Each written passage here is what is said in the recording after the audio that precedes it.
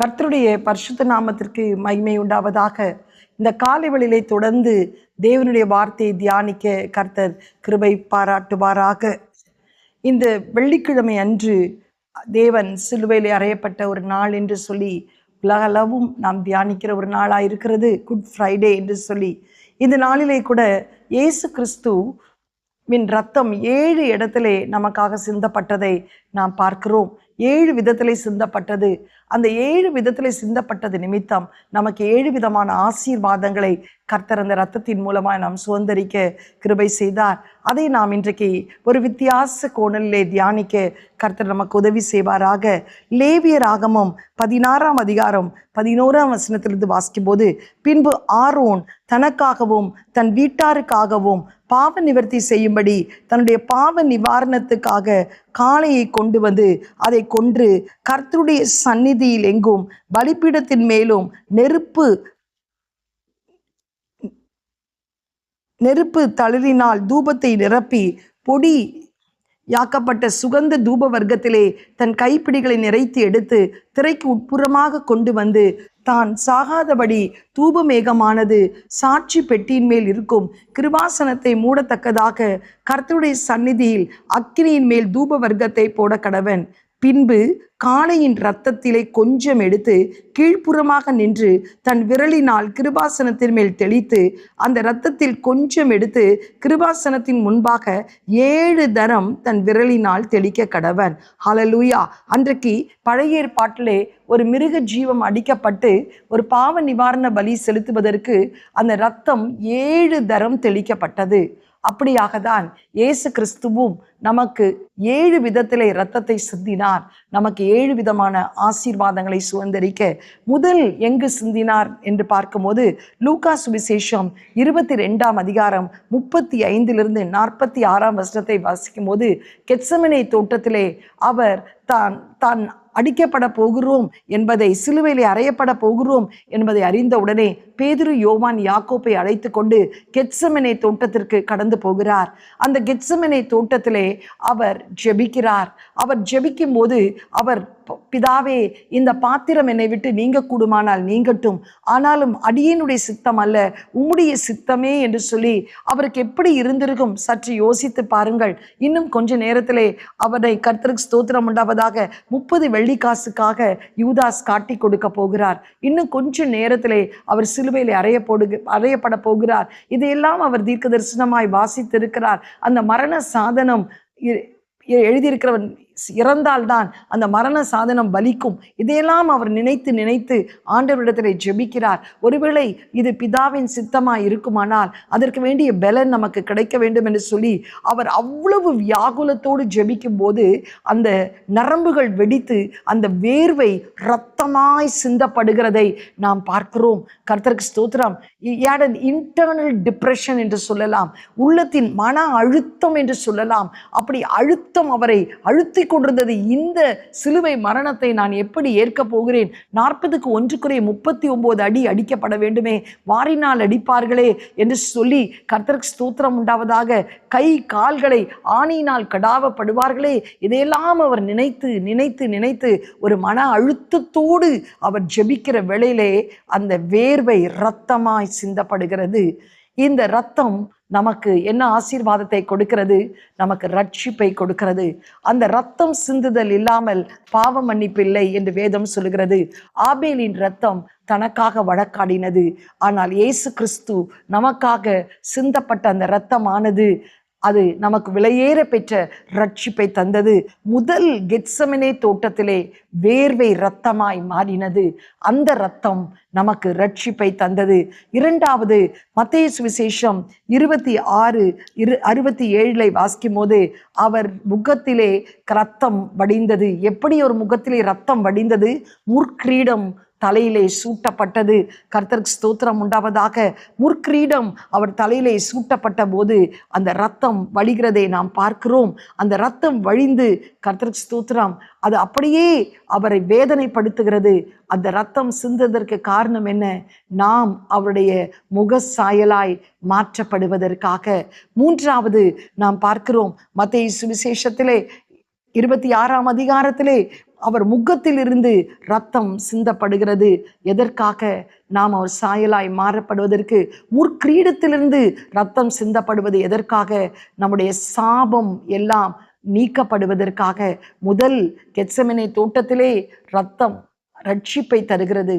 இரண்டாவது, கர்த்தருக்கு ஸ்தோத்திரம், மத்தேயு 26:67 முகத்திலிருந்து சிந்தப்படுகிற அந்த இரத்தமானது, கர்த்தருடைய பரிசுநாமத்திற்கு மகிமை உண்டாவதாக, அவருடைய முகசாயலாய் நாம் மாறுவதற்கு.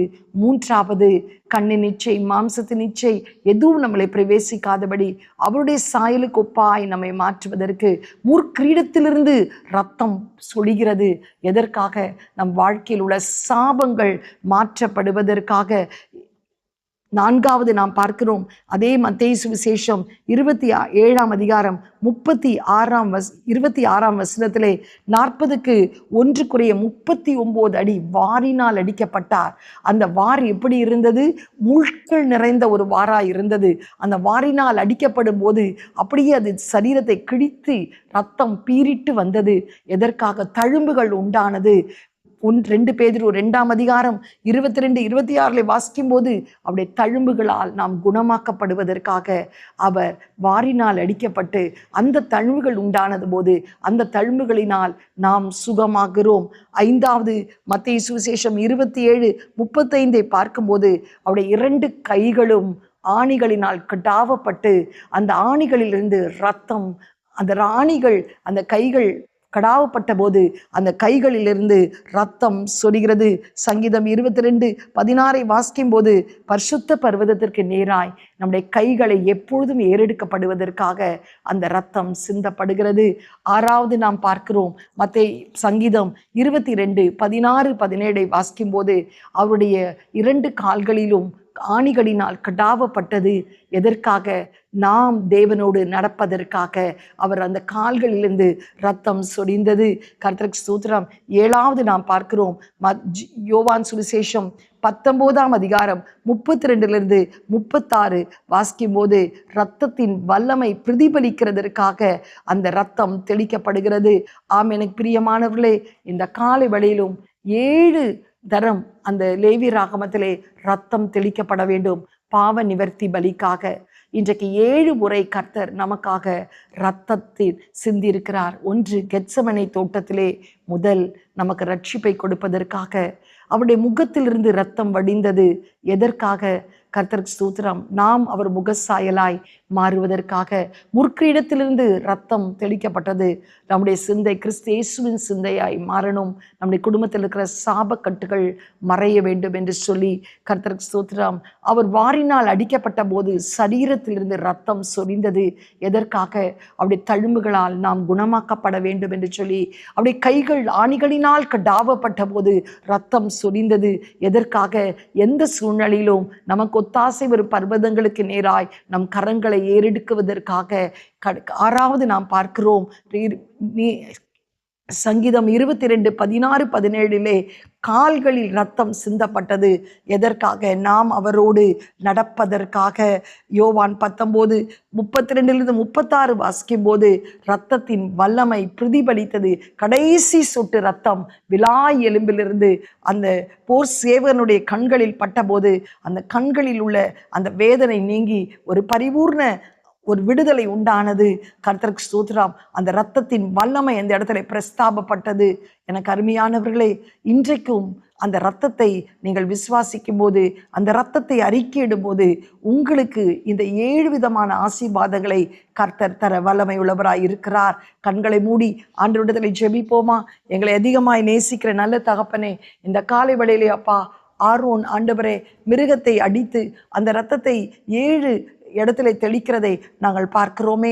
அப்படியாய் 7 விதத்திலே இயேசு எங்களுக்காக ரத்தம் சிந்தினதை நாங்கள் பார்க்கிறோமே. கெத்செமனே தோட்டத்திலே அவருடைய வேர்வை அப்பா இரத்தமாய் மாறினது. எங்களுக்கு ஒரு பெரிய ரட்சிப்பை கொடுப்பதற்காக, ஆண்டவரே எங்கள் குடும்பம் ரட்சிக்கப்படுவதற்காக, பாவத்திலிருந்து ஒரு ரட்சிப்பை பெறுவதற்காக, சாபத்திலிருந்து ஒரு ரட்சிப்பை பெறுவதற்காக, ஆண்டவரே அவருடைய முகத்திலே வடிந்த இரத்தம் எங்களை அவருடைய முக சாயலாய் மாற்றினதை பார்க்கிறோமே.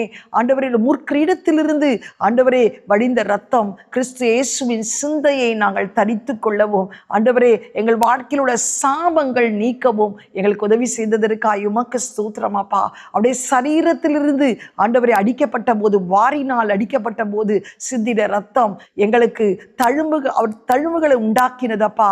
அந்த தழும்புகளால் எங்களுக்கு சுகத்தை தந்ததற்காய் உமக்கு ஸ்தோத்திரம்.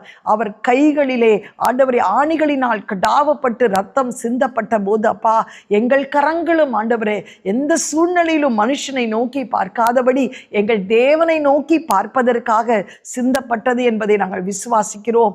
கால்கள் ஆணிகளினால் கடாவப்பட்ட போது சிந்தப்பட்ட ரத்தம் ஆண்டவரே, நாங்களும் ஆண்டவரோடு நடக்கிறதற்கு எங்களுக்கு ஏதுவாய் இருக்கிறதற்காய் ஸ்தோத்திரம் ஆண்டவரே. கடைசியாய் யோவான் ஆண்டவரை 19:32-36 வாசிக்கும் போது, அவர் விலாய் எலும்பிலிருந்து ஆண்டவரே கத்தாவே கடந்து வந்த கடைசி சொட்டு ரத்தம் அவருடைய வல்லமை பிரதிபலித்ததை நாங்கள் பார்க்கிறோமே, அவர் வல்லமை பிரஸ்தாபப்பட்டதை நாங்கள் பார்க்கிறோமே. இந்த ரத்தத்தை நாங்கள் விசுவாசிக்கும் போது, இந்த ரத்தத்தை நாங்கள் தியானிக்கும் போது, இந்த ஆசீர்வாதங்களுக்கு நாங்கள் பாத்திரவானாய் மாற்றப்படுகிறதற்காய் ஸ்தோத்திரம். எங்களை மாற்றிக்கொள்ள முடியாதப்பா. இந்த ரத்தத்தை நாங்கள் அறிக்கையிடும் போது ஆண்டவரே எங்கள் வாழ்க்கை மாறுவதற்காய் ஸ்தோத்திரம். இயேசுவின் மூலம் நல்ல பிதாவே, ஆமேன். God bless you. Have a blessed day. Amen.